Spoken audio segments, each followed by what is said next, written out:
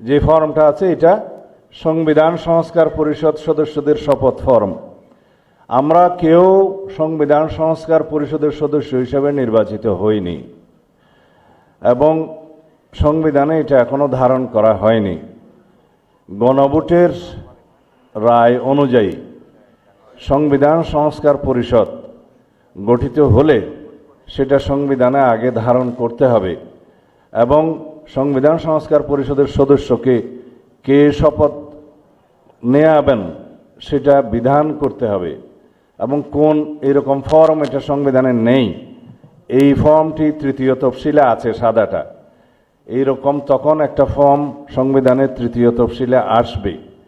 সেগুলো সাংবিধানিকভাবে জাতীয় সংসদে গৃহীত হওয়ার পরে তখন জাতীয় সংবিধান সংস্কার পরিষদের সদস্যদের শপথ নেয়ার বিধান করা যাবে। বিধায় আমরা এখন সাংবিধানিকভাবে এই পর্যন্ত আমরা এসেছি, আমরা সংবিধান মেনে এই পর্যন্ত চলছি এবং আশা করি সামনের দিনেও চলব। আমি মাননীয় চেয়ারম্যানের নির্দেশে ওনার উপস্থিতিতে আপনাদেরকে এই আমাদের দলীয় সিদ্ধান্তটা জানালাম। ধন্যবাদ সবাইকে।